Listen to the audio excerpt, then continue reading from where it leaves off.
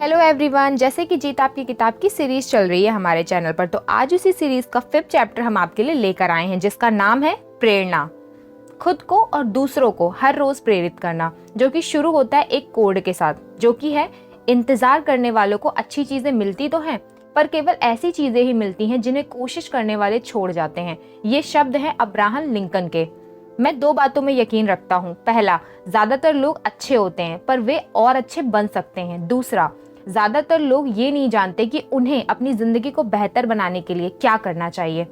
अब सवाल यह उठता है कि फिर वे कोशिश क्यों नहीं करते? कमी है एक चिंगारी की, एक प्रेरणा की। अपनी मदद करने के तरीके बताने वाली कुछ किताबें यह सिखाने की कोशिश करती हैं कि हमको क्या करना चाहिए, लेकिन मेरा तरीका अलग है। मैं लोगों से पूछता हूँ, हम यह काम क्यों नहीं करते? अगर हम सड़क पर मिलने वाले लोगों से पूछें कि क्या करना चाहिए, तो वे हमको सारे सही जवाब देंगे। लेकिन अगर हम उनसे यह पूछें कि क्या वे उन बातों पर अमल भी कर रहे हैं, तो जवाब होगा नहीं। इसकी वजह है प्रेरणा का अभाव। सबसे शक्तिशाली प्रेरणा हमारे अपने विश्वासों, बिलीफ सिस्टम से जन्म लेती हैं। किसी काम के लिए पहल करने के लिए जरूरी होता है कि हम जो काम करने जा रहे हैं उसमें यकीन रखें और अपने जीवन में उसकी जिम्मेदारी स्वीकार करें। जब हम अपने कार्य और व्यवहार की जिम्मेदारी स्वीकार करने लगते हैं, तो जिंदगी के बारे में हमारा नजरिया बेहतर हो जाता है। हम निजी जिंदगी में और पेशे में ज्यादा नतीजे देने लगते हैं। घर और दफ्तर में हमारे रिश्ते बेहतर होने लगते हैं। जिंदगी सार्थक और ज्यादा भरपूर हो जाती है। शारीरिक जरूरतें, फिजिकल नीड्स पूरी हो जाने के बाद व्यक्ति की भावनात्मक जरूरतें, इमोशनल नीड्स ज्यादा शक्तिशाली प्रेरणा बन जाती हैं। हमारा हर व्यवहार लाभ और हानि के उसूल से बनता है। अगर लाभ से हानि ज्यादा है तो वह हमारे काम में रुकावट बन जाएगी, और अगर हानि में लाभ ज्यादा है तो वह प्रेरणा, मोटिवेशन बन जाएगा। आर्थिक पुरस्कार, छुट्टियां और तोहफे की शक्ल में मिलने वाले लाभ दिखाई देते हैं, लेकिन मान्यता, प्रशंसा, खुशहाली के एहसास, तरक्की, जिम्मेदारी, परिपूर्णता के एहसास, खुद की सार्थकता का एहसास, किसी काम को पूरा करने की अनुभूति और विश्वास के रूप में हासिल होने वाले लाभों को केवल महसूस किया जा सकता है। वे आंखों को दिखाई नहीं देते। प्रेरणा की परिभाषा, लेट्स डिफाइन मोटिवेशन। दूसरा सवाल यह पैदा होता है कि प्रेरणा है क्या? प्रेरणा एक ऐसी प्रेरक शक्ति है जो हमारे काम या भावनाओं में जोश भरती है। प्रेरित करने का मतलब होता है जोश और जज्बा पैदा करना। प्रेरणा का अर्थ किसी के अंदर काम करने की लगन पैदा करना भी हो सकता है। प्रेरणा बहुत शक्तिशाली है। यह हमारे मन के संदेह को दूर करके हमको प्रेरित और गतिशील करती है। दूसरे शब्दों में, प्रेरणा किसी भी काम को करने की वजह मानी जा सकती है। यह एक ऐसी ताकत है जो हमारी जिंदगी बदल सकती है। हमें प्रेरित होने की आवश्यकता क्यों है? Why do we need to get motivated? प्रेरणा हमारे जीवन की प्रेरक शक्ति होती है। इसका जन्म सफल होने की इच्छा से होता है। सफलता के बिना जिंदगी में ना तो इज्जत मिलती है, ना ही घर या दफ्तर में आनंद और उत्तेजना का माहौल बन जाता है। जिंदगी उस टेढ़े मेढ़े पहिए की तरह हो जाती है जिस पर हचकोले खाते हुए सवारी करनी पड़ती है। प्रेरणा की सबसे बड़ी दुश्मन आत्मसंतुष्टि है। आत्मसंतुष्ट व्यक्ति कोशिश नहीं करता। आत्मसंतुष्ट लोग विकास भी नहीं कर पाते, क्योंकि उन्हें जिंदगी की जरूरतों का एहसास ही नहीं हो पाता है। प्रेरणा कैसे काम करती है? Motivation, how does it work? प्रेरणा कैसे उत्पन्न होती है? इसे समझ लेने के बाद हम खुद को प्रेरित करके अपने मकसद को तो हासिल कर ही सकते हैं, इसके अलावा दूसरों को भी प्रेरित कर सकते हैं। हमारी आंतरिक प्रेरणा ही हमारी प्रेरक शक्ति और नजरिया होती है, और यह हमारे आसपास के माहौल पर भी असर डालती है। हम दूसरे लोगों से जैसे व्यवहार की उम्मीद करते हैं, उसे हासिल करने की कुंजी हमारा नजरिया ही है। कोई इंसान प्रेरित और लक्ष्य के प्रति समर्पित कैसे रह सकता है? इसके लिए खिलाड़ी लंबे समय से आत्म सुझाव के तरीके का इस्तेमाल करते आ रहे हैं। आत्म सुझाव के अंतर्गत कुछ आशावादी वाक्य वर्तमान काल, प्रेजेंट टेंस में बोले जाते हैं और उन्हें लगातार दोहराया जाता है। दूसरे शब्दों में कहें तो यह खुद से की गई आशावादी बातचीत है। उदाहरण के तौर पर मान लीजिए कि हमने हाल ही में कोई नया काम शुरू किया है। खुद को आत्म सुझाव देने के लिए हम इस वाक्य को दिन में कई बार दोहरा सकते हैं। मेरा आत्मविश्वास हर रोज बढ़ता जा रहा है। या फिर मान लीजिए कि हमारा बेटा एक ऐसे दौर से गुजर रहा है जिसमें उसकी हर बात हमारे मन में खींच पैदा करती है। उस हालात में हम खुद को यह आत्म सुझाव, सेल्फ सजेशन दे सकते हैं, मैं जॉन से बात करते समय शांत रहूंगा और संयम से काम लूंगा। प्रेरणा और अंतर प्रेरणा में क्या फर्क है? What is the difference between inspiration and motivation? मैं देश विदेश में सेमिनार करता हूँ। लोग मुझसे अक्सर पूछते हैं कि क्या मैं दूसरों को प्रेरित कर सकता हूँ? मेरा जवाब होता है नहीं। लोग खुद को खुद ही प्रेरित करते हैं। मैं तो लोगों को प्रेरित होने के लिए अंतर प्रेरणा देता हूँ, उसके बाद लोग अपने लिए प्रेरणादायक माहौल खुद तैयार कर सकते हैं। अंतर प्रेरणा विचार के रूप में व्यक्त होती है, जबकि प्रेरणा कार्य के स्तर पर व्यक्त होती है। जब आदमी की सोच बदलती तो उसका इजहार उसके लिए व्यवहार में होता है। लोगों को आत्म प्रेरित करने वाली अंतर प्रेरणा देने के लिए आवश्यक है कि उनकी जरूरतों को समझा जाए। सबसे बड़ी प्रेरणा क्या है? पैसा, मान्यता, जीवन स्तर में सुधार, हम जिन्हें प्यार करते हैं उनसे मिली स्वीकृति, ये सारी चीजें प्रेरक शक्ति बन सकती हैं। लोग पैसा पाने के लिए बहुत कुछ करते हैं, एक अच्छे नेता के लिए वे उससे भी अधिक कुर्बानी दे देते हैं, लेकिन सबसे अधिक त्याग लोग अपने विश्वास के लिए करते हैं। अपने विश्वास के लिए लोग जान तक दे देते हैं। पूरी दुनिया में ऐसी घटनाएं रोज होती हैं। जब हम खुद को अपने जीवन और व्यवहार के लिए जिम्मेदार मानने लगते हैं तो जिंदगी के बारे में हमारे नजरिए में बेहतरी लाने वाला बदलाव आता है। प्रेरणा आग की तरह होती है, यदि हम इसमें ईंधन डालना बंद कर दें तो वह बुझ जाएगी। अपने आंतरिक मूल्यों में विश्वास ही हमारा ईंधन है। जब हमारी प्रेरणा को आंतरिक मूल्यों में विश्वास का ईंधन मिलता है तो वह लंबे समय तक कायम रहती है। आंतरिक और बाहरी प्रेरणा, इंटरनल एंड एक्सटर्नल मोटिवेशन। प्रेरणा दो तरह की होती है, आंतरिक और बाहरी। बाहरी प्रेरणा, एक्सटर्नल मोटिवेशन। बाहरी प्रेरणा बाहर से हासिल होती। बाहरी प्रेरणा के उदाहरण है पैसा, सामाजिक मान्यता, प्रसिद्धि और भय। उदाहरण के तौर पर माँ बाप से मार खाने का डर या नौकरी से निकाले जाने का डर। भय से उत्पन्न प्रेरणा, फियर मोटिवेशन। एक कंपनी पेंशन योजना शुरू करना चाहती थी। योजना को लागू करने के लिए जरूरी था कि उसे सारे कर्मचारी मंजूरी दें। जॉन के अलावा हर कर्मचारी ने उस योजना को मंजूरी देने के लिए सिग्नेचर कर दिए। योजना अच्छी थी और सभी कर्मचारियों के लिए काफी फायदेमंद थी, लेकिन जॉन के सिग्नेचर ना करने से रुकावट पैदा हो गई थी। जॉन के सुपरवाइजर और साथी कर्मचारियों ने उसे साइन करने के लिए मनाने की काफी कोशिश की, पर असफल रहे। आखिरकार कंपनी के मालिक ने जॉन को अपने दफ्तर में बुलाकर कहा, जॉन यहाँ पेन रखिए और साथ में पेंशन योजना के वे कागजात रखे हुए हैं जिसमें शामिल होने के लिए तुम्हें साइन करने हैं। अगर तुम इस योजना में शामिल नहीं होना चाहते तो तुम्हें इसी वक्त नौकरी से निकाल दिया जाएगा। जॉन ने सिग्नेचर कर दिए। तब कंपनी के मालिक ने पूछा कि उसने सिग्नेचर पहले क्यों नहीं किए। जॉन ने जवाब दिया, इससे पहले किसी ने इस योजना को इतनी अच्छी तरह से नहीं समझाया था जिस तरह आपने समझाया है। अक्सर देखा जाता है कि शिकारी को चकमा देते हैं। वजह यह होती है कि शिकारी अपना भोजन जुटाने के लिए दौड़ रहा होता है, जबकि शिकार अपनी जान बचाने के लिए भाग रहा होता है। भय के कारण उत्पन्न होने वाली प्रेरणा के ये फायदे हैं। पहला, इसकी वजह से काम जल्दी पूरा हो जाता है। दूसरा, काम समय पर पूरा हो जाने से नुकसान नहीं होता। तीसरा, थोड़े समय के लिए इंसान की काम करने की शक्ति बढ़ जाती है।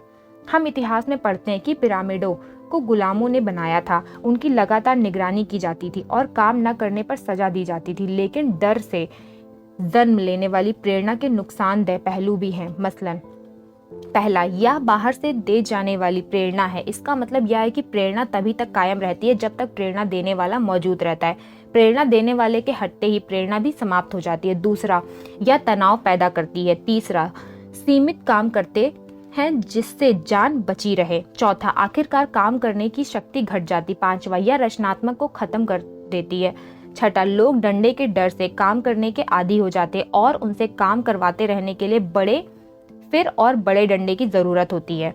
जो लोग केवल उतना काम करते हैं जिससे कि उनकी नौकरी बची रहे, वे किसी संस्था के लिए कीमती साबित नहीं हो सकते।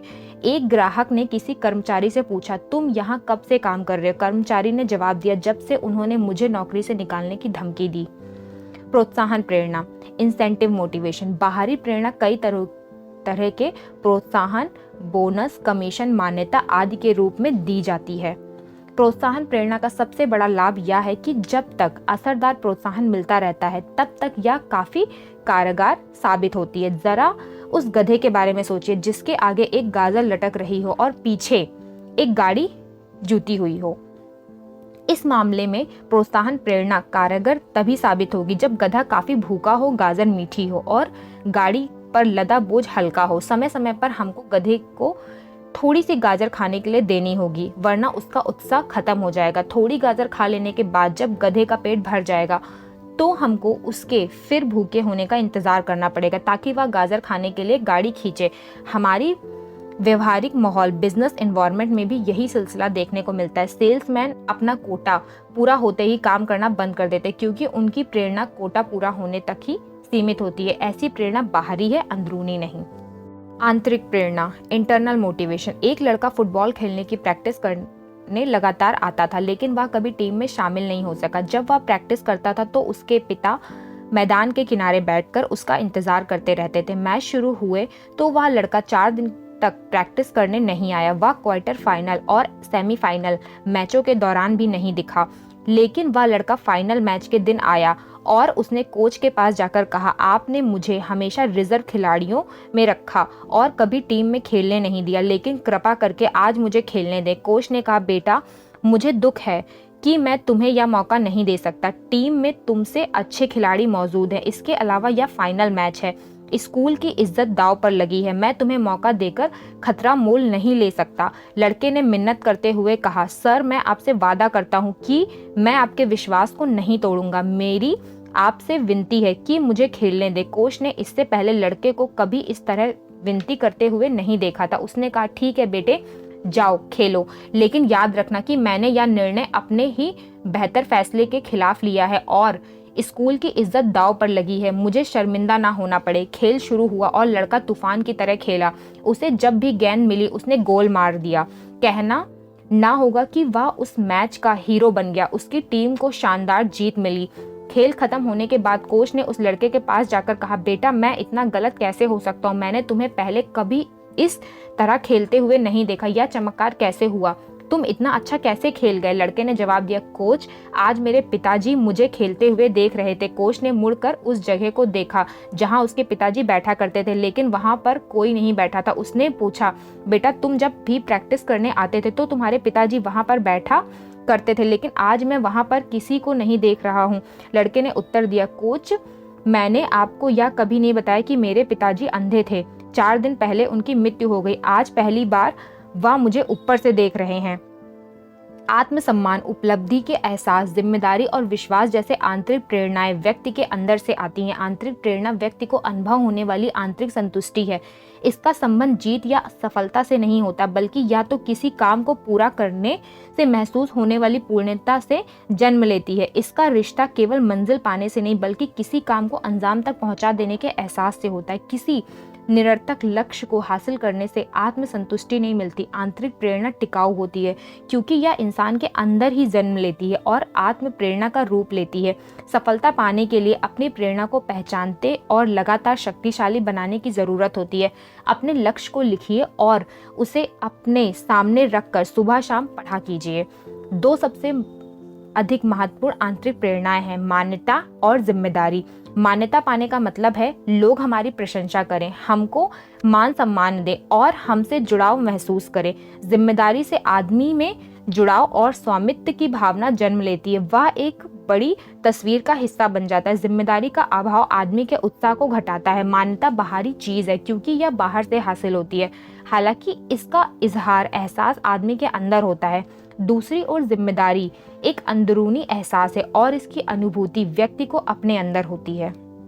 जिल का उदाहरण लें, वह एक ग्राहक सेवा प्रतिनिधि थी और इस काम में 6 सालों से जुड़ी थी। इस काम में कर्मचारी जितनी जल्दी बदलते हैं, उसे देखते हुए वह यह काम लंबे समय से कर रही थी। जिल को अपना काम पसंद था। उसे ग्राहकों से बात करना और उनकी दिक्कतें दूर करना अच्छा लगता था, लेकिन उसे एक बात नापसंद थी। 2 साल से भी कम समय से काम कर रहे दूसरे ग्राहक सेवा प्रतिनिधियों को भी उसकी बराबरी का दर्जा दिया गया था। वह इस बात से हताश हो जाया करती थी कि कई ग्राहक सेवा प्रतिनिधि उसकी सलाह सुनना ही नहीं चाहते थे। उनके सामने जब कोई दिक्कत आती थी तो वे सीधे मैनेजर के पास चले जाते थे, जबकि मैनेजर के पास जिल जितना काम का तजुर्बा नहीं था। मैनेजर ने गौर करना शुरू किया कि जिल का काम हालांकि खराब नहीं था, पर वह पहले जितना अच्छा नहीं रह गया था। वह अपने काम से खुश नहीं लग रही थी। वह इतनी अच्छी कर्मचारी को खोना नहीं चाहती थी, इसलिए उसने जिल की तनख्वाह बढ़ा दी। लेकिन काम के बारे में जिल का नजरिया नहीं बदला। अधिक पैसा पाना किसी को भी हमेशा अच्छा लगता है, पर जिल तो सम्मान चाहती थी। उसके बाद मैनेजर ने जिल से कुछ देर बात की। उसके असंतोष की वजह जानने के बाद मैनेजर ने जिल को सुपरवाइजर का दर्जा दे दिया और दूसरे प्रतिनिधियों को निर्देश दिया कि भविष्य में आने वाली सारे दिक्कतों का ब्यौरा उस तक जिल के जरिए पहुंचेगा। जिल की बढ़ी हुई जिम्मेदारी ने उसकी सम्मान पाने की इच्छा पूरी कर दी और उसकी काम करने की शक्ति फौरन बढ़ गई। आर्थिक पुरस्कार अस्थायी होते हैं और उनका असर थोड़ी देर के लिए होता है। वे लंबे समय तक आत्मसंतुष्टि नहीं दे पाते। इसके विपरीत किसी सोच को अमल में आते हुए देखने का ख्याल अपने आप में भावनात्मक आत्मसंतुष्टि पैदा करने वाला होता है। लोग महसूस करते हैं कि उनके साथ बेजान चीजों की तरह पेश नहीं आया जा रहा है। वे खुद को एक उपयोगी टीम का हिस्सा मानने लगते हैं। सही काम करना एक ऐसा पुरस्कार है जो खुद ही प्रेरणादायक है। हम सभी सही या गलत तरीकों से प्रेरित हैं। We are all motivated either positively और निगेटिवली। मैं जब टोरंटो में था तो मैंने 2 भाइयों की कहानी सुनी। उनमें से एक नशीली दवाइयों का आदी था और अपने परिवार के लोगों को अक्सर पीटा करता था, जबकि दूसरा काफी सफल व्यापारी था। वह समाज में सम्मानित था और उसका एक अच्छा परिवार था। एक ही माँ बाप द्वारा पाले गए, एक ही माहौल में पले बड़े 2 भाई एक दूसरे से इतने अलग कैसे हो गए। पहले भाई से पूछा गया कि आप यह सब क्यों करते हैं? आप नशीली दवाइयों के आदी हैं, शराबी हैं, अपने परिवार के लोगों को पीटते हैं, आपको यह सब करने की प्रेरणा कहाँ से मिलती? उसने जवाब दिया, मेरे पिता नशीली दवाइयों के आदी थे, शराबी थे और अपने परिवार के लोगों को पीटा करते थे। फिर आप मुझसे क्या बनने की उम्मीद करते हैं? उन्हीं वजह से मैं ऐसा बन गया हूँ। दूसरे भाई ने पूछा गया, आप सारे सही काम क्यों करते हैं? आपके प्रेरणा का स्रोत क्या है? और जरा सोचिए उसने क्या कहा, मैं जब छोटा था तो अपने पिताजी को शराब के नशे में धुत और सारे गलत काम करते हुए देखा करता था। मैंने उसी समय सोच लिया था कि मुझे उनके जैसा नहीं बनना है। दोनों भाई एक ही स्रोत से प्रेरणा हासिल कर रहे थे, लेकिन एक उसका इस्तेमाल सही ढंग से और दूसरा गलत ढंग से कर रहा था। गलत ढंग की प्रेरणा इंसान को आसान रास्ता अपनाने की इच्छा पैदा करती है, लेकिन अंत में वह रास्ता ज्यादा मुश्किल साबित होता है। काम के दौरान प्रेरित से प्रेरणाहीन बनने के 4 परिणाम। On the job the 4 states from motivation to demotivation. कोई काम शुरू करने के बाद लोग अक्सर काम करने की शक्ति और प्रेरणा के कई परिणामों से गुजरते हैं। पहला, प्रेरित लेकिन बेअसर। अपनी नौकरी के दौरान कई कर्मचारी सबसे अधिक प्रेरित कब होता है? जब वह किसी संगठन या संस्था में शामिल होता है। क्यों? इसलिए कि वह साबित करना चाहता है कि उसे नौकरी पर रखकर नौकरी देने वाले ने सही फैसला लिया है। वह प्रेरित होता है, लेकिन माहौल में नया होने की वजह से यह नहीं जानता कि उसे क्या करना है, इसलिए बेअसर होता है। यह एक ऐसा परिणाम होता है जब कर्मचारी पूरे खुले दिमाग की चीज़ों को सीखना चाहता है। उस दौरान उसे संस्था, ऑर्गेनाइजेशन की संस्कृति, कल्चर में ढलना काफ़ी आसान होता है। इस परिणामों पर उसे ट्रेनिंग और सही दिशा देना ज़रूरी होता है। गैर पेशेवर संगठनों के पास दिशा देने वाला कोई कार्यक्रम या तो होता ही नहीं है अथवा बेहद घटिया दर्जे का होता है। काम के पहले दिन सुपरवाइजर नए कर्मचारियों को उसके काम करने की जगह दिखाता है और उसे क्या करना है यह बताकर फुर्सत पा लेता है। इस तरह वह कर्मचारी को अच्छी बातें बताने के साथ ही अपनी सारी बुराइयां भी सिखा जाता है। नया कर्मचारी सुपरवाइजर की सारी गलतियों को फौरन सीख लेता है क्योंकि उसे वही सिखाया जाता है। इस तरह वह संगठन नए कर्मचारियों को संस्था की संस्कृति में ढालने का मौका गंवा देता है। दूसरी ओर पेशेवर संगठन नए लोगों को भर्ती करने में काफी सावधानी बरतते हैं। उसे और बातों के साथ ये बातें भी बताते हैं। पदों का क्रम, एक दूसरे से अपेक्षाएं, क्या करना है और क्या नहीं करना है, मानक और दिशा निर्देश, क्या स्वीकार किया जा सकता है और क्या स्वीकार नहीं किया जा सकता है। संसाधन, जब तक किसी को साफ तौर पर यह ना बताया जाए कि उससे क्या उम्मीदें हैं तो उससे काम करने की शक्ति दिखाने की उम्मीद कैसे की जा सकती है। यदि कर्मचारी को भर्ती करते समय सावधानी बरती जाए और उसे सही दिशा का ज्ञान कराया जाए तो कई समस्याएं पैदा ही नहीं होंगी। दूसरा, प्रेरित और असरदार, मोटिवेटेड इफेक्टिव। इस पड़ाव पर पहुंचते पहुंचते कर्मचारी यह सीख चुका होता है कि उसे क्या करना है और वह कामों को जोश और खरोश के साथ करता है। वह अपने पेशे को समझ चुका होता है और यह बात उसकी काम करने की शक्ति में दिखाई देती है। उसके बाद वह अगले पड़ाव की ओर बढ़ता है।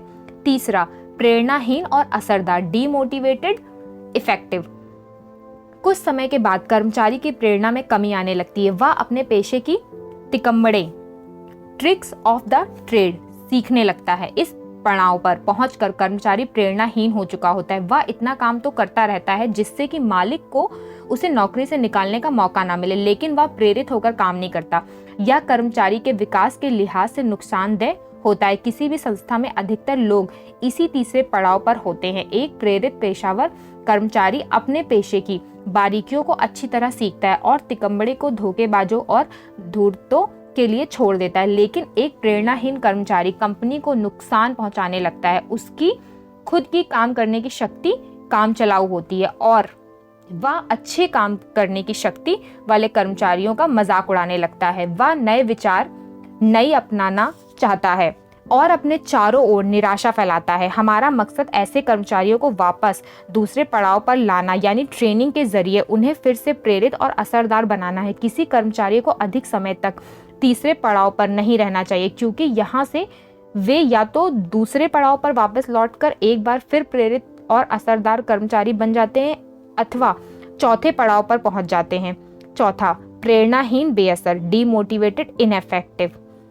अगर कोई कर्मचारी इस पड़ाव पर पहुंच जाता है तो फिर मालिक के पास उसे नौकरी से निकालने के अलावा कोई और रास्ता नहीं बच जाता।